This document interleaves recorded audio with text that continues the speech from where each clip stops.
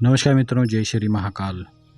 आज आप सभी के बीच में रति प्रिया यक्षिणी साधना का एक बहुत ही दिव्य अनुभव लेकर आया हूँ। इस अनुभव में साधक के साथ कई प्रकार के चमत्कार घटित हुए हैं और साधक की यह मन की इच्छा है कि यह अनुभव मैं आप सभी को सुनाऊं। मित्रों, ये साधक हैं हमारे जो कि मुझसे गुरु दीक्षा ले चुके हैं और यह जो साधक हैं ये मुझसे आज से 3 साल पहले जुड़े थे। मुझसे जुड़ने के बाद साधक ने बाबा भैरव की भक्ति आरंभ की और ये बाबा भैरव के उपासक हैं। साथ ही साथ इन्होंने श्री हनुमान जी की भी सिद्धि प्राप्त करके रखी हुई है और आज के समय में ये उन सिद्धियों का उपयोग तो नहीं करते, लेकिन कभी कभी कुछ व्यक्ति आते हैं जो कि इनसे सहायता मांगते हैं तंत्र काट के लिए या फिर झाड़ फूँक करवाने के लिए, तो छोटा मोटा कार्य ये साधक करते हैं। लेकिन सामान्य तौर पर ये साधक केवल और केवल बाबा भैरव को देखने के लिए ही उनकी उपासना कर रहे थे और मुझसे जुड़े भी थे। तो साधक को हमने बाबा भैरव की साधना संपन्न करवाई और इसके बाद इन्होंने बाबा भैरव के प्रत्यक्ष दर्शन भी किए और इन्होंने वाम मार्गी तरीके से बाबा भैरव की साधना की थी। लेकिन आज से लगभग 2-3 महीने पहले साधक के मन में रति प्रिया यक्षिणी के प्रति आकर्षण जागृत हुआ और ये साधक रति प्रिया यक्षिणी को सिद्ध करना चाहते थे और उसका कारण केवल यही था कि इन्हें, जैसा कि सामान्य लोगों के भी मन में यह विचार आता है कि भाई हमें रति सुख प्राप्त करना है शक्तियों के द्वारा। सामान्य महिलाएं उतनी आकर्षक नहीं लगती, उतनी सुंदर नहीं लगती जितनी कि यक्षिणियाँ लगती हैं, जितनी अप्सराएं लगती हैं और जितनी दैवीय शक्तियाँ सुंदर लगती हैं उतनी तो साधारण औरतें शायद ही सुंदर लगें। तो यही एक कारण था कि साधक रति प्रिया यक्षिणी की सिद्धि प्राप्त करना चाहते थे और उससे पूर्ण रति प्रिया यक्षिणी से पूर्ण काम सुख प्राप्त करना चाहते थे। इसके बाद साधक ने मुझसे रति प्रिया यक्षिणी के साधना विधान को मांगा और इन्हें मैंने एक बहुत ही गुप्त मंत्र है जो कि केवल 7 दिन में ही सिद्ध होता है और एक शमशानिक साधना है वह। तो मैंने साधकों को उसी साधना की दीक्षा प्रदान की और साधक को मैंने कहा कि भाई आपको शमशान में ही जाकर यह साधना करनी होगी। क्योंकि ये साधक उज्जैन के ही रहने वाले हैं तो ये शमशान में जाकर रति प्रिया यक्षिणी की साधना आरंभ करते हैं। और इस साधना के दौरान जैसे सर्वप्रथम साधक ने जब साधक शमशान में गए तो पहले ही दिन ये जब साधना आरंभ की रात्रि काल में, रात्रि के 1 बजे से ये साधना आरंभ करते थे, क्योंकि ये साधना विधान में ही ऐसा नियम है कि रात्रि के 1 बजे ही हमें साधना आरंभ करना होता है। तो साधक ने उसी नियम के अनुसार जब रात्रि के 1 बजे साधना आरंभ की तो मंत्र जब साधक ने आरंभ किया तो इन्हें कई प्रकार से भय लगने लगा, इनके शरीर में कंपन होने लगा। चारों दिशाओं से गिद्धड़ों की चिल्लाने की आवाज़, जानवरों के चिल्लाने की आवाज़, पक्षियों के चिल्लाने की आवाज़ आने लगी, जैसा कि उग्र साधनाओं में अनुभव होते हैं। तो साधक पूर्ण हिम्मत रखकर साधना कर रहे थे। तो पहले, दूसरे और तीसरे दिन तक ऐसा ही चलता रहा। चौथे दिन की रात्रि को साधक देखते हैं कि हवा में यानी कि आकाश में ये मंत्र जब कर रहे थे तभी एक चुड़ैल के चिल्लाने की आवाज़ जो कि बहुत ज़ोरों से थी। चुड़ैल आकाश में ही चिल्ला रही थी और यहाँ से वहाँ उड़कर जा रही थी, कभी एक वृक्ष पर तो कभी दूसरे वृक्ष पर। इसी तरह साधक ने जब उस चुड़ैल को देखा, उसकी हरकतों को, तो साधक को थोड़ा भय भी लगा। लेकिन इन्हें क्योंकि बाबा भैरव की सिद्धि प्राप्त हो चुकी है तो इन्हें किसी प्रकार से प्राणों का तो भय नहीं था, लेकिन फिर भी उग्र साधनाओं में थोड़ा बहुत डर तो लगता ही है। तो साधक ने फिर बाबा भैरव का आवाहन किया, उनके मंत्रों का थोड़ा जप किया तो साधक को थोड़ी सी हिम्मत प्राप्त हुई और फिर साधक ने दोबारा रति प्रिया यक्षिणी के मंत्र का जप आरंभ कर दिया। इसी प्रकार जब साधक ने 5वें दिन की साधना आरंभ की तो इस साधना में नित्य साधक को 1 माला का हवन करना पड़ता था और इसके बाद ही मंत्र जप आरंभ होता था।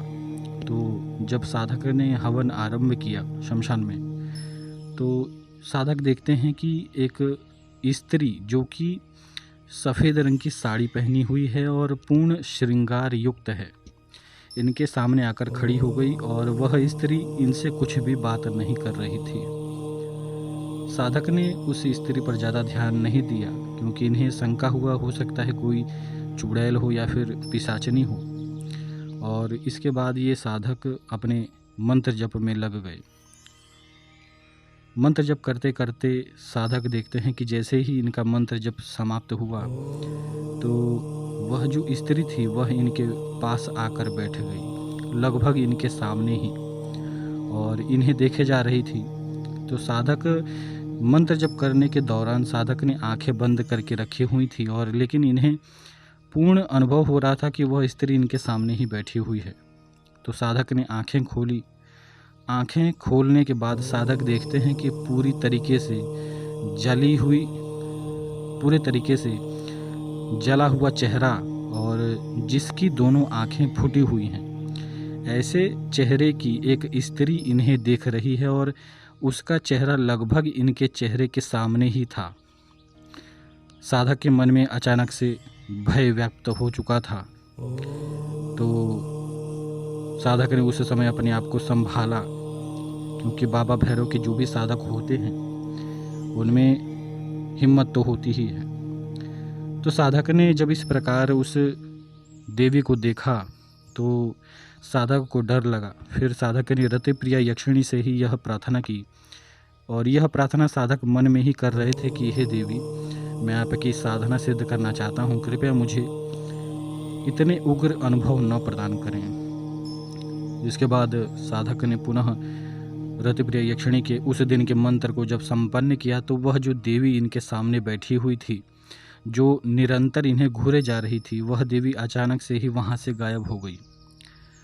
छठे दिन की रात्रि को ये साधक जब शमशान में जा रहे थे, तो कई प्रकार से इनके मार्ग में इन्हें रोकने की भी चेष्टा की गई। कभी इनकी गाड़ी खराब हो जा रही थी, तो कभी कोई अनजानी शक्ति इन्हें रोक रही थी, कभी इन्हें अपने मन में ऐसा लग रहा था कि मेरी आज मृत्यु हो जाएगी।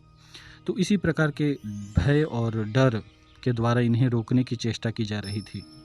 लेकिन फिर भी साधक ने छठे दिन की साधना जब आरंभ की, हवन संपन्न किया और मंत्र जब आरंभ किया, तो एक महाभयंकर पिशाचिनी, जिसका शरीर लगभग 3 से 4 मंजिला बड़ा था, वह भयंकर पिशाचिनी इन्हें खाने के लिए इनके तरफ दौड़ी। और जैसा कि जो साधक हैं वह जानते ही हैं कि शमशानिक साधनाओं में घेरा लगाकर ही साधना किया जाता है। तो वह पिशाचिनी इनके घेरे में तो नहीं आ पा रही थी, लेकिन पूर्ण डराने की चेष्टा कर रही थी। ऐसा लग रहा था मानो वह पिशाचिनी इन्हें खा ही जाएगी आज। और इस तरह के अनुभव जब होते हैं, तो साधक का जो मानसिक स्तर है वह बहुत ही मजबूत होना चाहिए, अन्यथा साधक पागल भी हो सकता है। क्योंकि साधक ने पहले ही बाबा भैरव की सिद्धि प्राप्त करके रखी हुई थी, श्री हनुमान जी की सिद्धि प्राप्त करके रखी हुई थी, तो साधक को पूर्ण विश्वास था अपने इष्ट पर। तो मन ही मन में अब इस साधक ने बाबा भैरव को प्रणाम किया और उनसे रक्षा का प्रार्थना किया। और कुछ देर बाद जब ये साधक देखते हैं, तो वह पिशाचिनी अचानक से ही लुप्त हो चुकी थी। साधक ने छठे दिन की भी साधना संपन्न की, और छठे दिन की जब साधना संपन्न हुई, तो साधक देखते हैं, क्योंकि ये उस साधना को संपन्न करके अपने घर पर जा रहे थे और लगभग सुबह के 4 बज रहे थे, तो ये देखते हैं कि मार्ग में ही एक सुंदर सी स्त्री इन्हें रोक रही है। और साधक उस समय बाइक से ही आए हुए थे शमशान में। तो साधक ने बाइक रोका और देखते हैं कि वह स्त्री इनका रास्ता रोककर खड़ी हुई है। तो साधक ने उससे पूछा कि आप कौन हैं, और उस स्त्री ने कहा कि मुझे फलाने जगह पर जाना है और आप कृपया मुझे वहाँ पर छोड़ दें। तो साधक उस स्त्री को अपने बाइक पर लिफ्ट देते हैं, और जब वह स्त्री बैठती है, तो साधक के शरीर में एक बहुत ही दिव्य, जैसे करंट लगता हो ऐसा अनुभव हुआ, जैसे कि शक्तिपात होता है ऐसा अनुभव हुआ। और साधक ने उस स्थान पर उस महिला को जब छोड़ा तो ये देखते हैं साधक कि वह महिला तो लुप्त हो चुकी है। इसके बाद साधक ज़्यादा विचार नहीं कर रहे थे क्योंकि इन्हें पता ही था हो ना हो ये रतिप्रिया यक्षिणी ही है। तो साधक अपने घर पर चले आए। 7वें दिन की रात्रि, क्योंकि ये साधना काल का अंतिम दिन था, तो साधक ने उसी नियम के अनुसार साधना किया और इस रात्रि को साधक ने अधिक मेहनत किया मंत्र जप में और लगभग पूरी रात्रि साधक ने मंत्र जप किया। 7वें दिन की जब रात्रि समाप्त होने वाली थी, उसी समय रतिप्रिय यक्षिणी साधक के सामने प्रत्यक्ष प्रकट हुई और उस देवी ने साधक को 4 वचन दिए। 4 वचनों में उस यक्षिणी ने भी स्वयं एक वचन साधक से मांगा। इसके बाद साधक ने उसी शमशान में ही रतिप्रिया यक्षिणी के साथ अपने आसन पर ही बैठकर संभोग सुख प्राप्त किया। यानी कि साधक ने उसी शमशान में बैठकर अपने आसन पर ही बैठकर साधक ने रतिप्रिया यक्षिणी के साथ संभोग क्रिया संपन्न की और इसके बाद साधक को रतिप्रिया यक्षिणी की सिद्धि प्राप्त हुई। साधक बताते हैं कि जब रतिप्रिया यक्षिणी की संपूर्ण सिद्धि प्राप्त हुई और जब ये अपने घर पर आए तो ये, क्योंकि पूरी रात्रि इन्होंने साधना की थी, तो ये सो गए और लगभग दोपहर के 4 बजे जब साधक उठे तो इन्हें अपने तकिए के नीचे 3 स्वर्ण मुद्राएं मिली और ये साधना का यह जो अनुभव है लगभग आज से 3-4 महीने पहले का ही है। यानी कि आज भी शक्तियाँ हमें चमत्कार दिखाती हैं, केवल हमें हमारे साधना में और हमारे शरीर में तपोबल होना चाहिए, हमारे शरीर में एकाग्रता होनी चाहिए। तो यह अनुभव आपको कैसा लगा, इस विषय में अवश्य ही हमें कमेंट बॉक्स में बताएं और जय श्री महाकाल अवश्य ही लिखें। यदि चैनल पर नए हैं तो वीडियो को लाइक करें, चैनल को सब्सक्राइब करें। जिन लोगों ने पहले से ही चैनल को सब्सक्राइब करके रखा हुआ है तो आप सभी को बहुत बहुत धन्यवाद। जय श्री महाकाल।